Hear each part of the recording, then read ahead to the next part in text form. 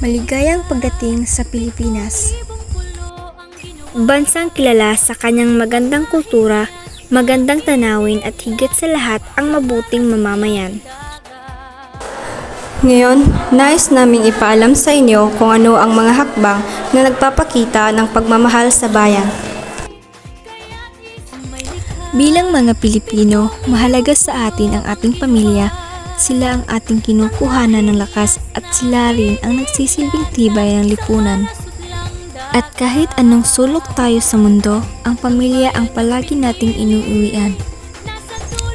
Importante sa atin ang pamilya dahil ito ang nagsisilbing tibay at sila ang nagbibigay sa atin ng tunay na pagmamahal, suporta at gabay sa araw-araw.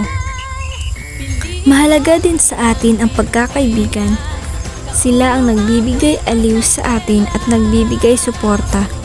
Sila ang mga taong malalapitan natin sa panahon ng kalungkutan o kaligayahan.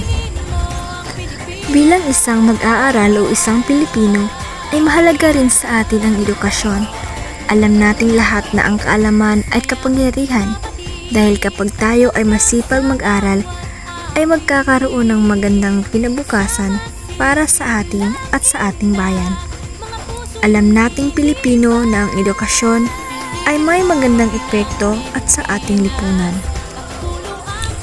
Ang importante sa lahat ay nagpapahalaga tayo sa bayanihan o pagtulong sa mga nangangailangan at ang paglinis ng ating kapaligiran ay malaking tulong sa ating bayan o kahit pagtulong sa mga kapitbahay na nangangailangan at ang aktibo sa mga programang ikakabuti ng ating bayan. Tayo ay malakas at matibay kapag tayo ay magkaisa. At tayong mga Pilipino, pinapahalagahan din natin ang festa sa ating bayan. Isang pagdiriwang ng buhay at pagmamahal. Ang festa ay panahon para magkaisa at bahagi ng ating kultura, pagdiriwang ng kasiyahan.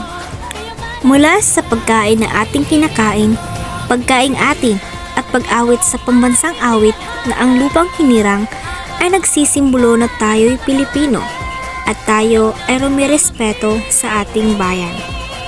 At ipagmalaki din ang mga tanawing sariling atin, tanawin na napakaganda o tanawing makakadama na tayo ay malaya. Kaya palagi nating ipakita ang ating pagmamahal sa ating bayan sa pamamagitan ng pagpapahalaga sa ating pamilya, mga kaibigan, edukasyon at sa bayanihan at sa pagdiriwang ng kapistahan. Tayo ay magkaisa upang makabuo tayo ng magandang kinabukasan para sa atin at sa ating bayan. Higit sa lahat para sa mga sumusunod na henerasyon. Piliin mo ang Pilipinas. Mabuhay ang Pilipinas!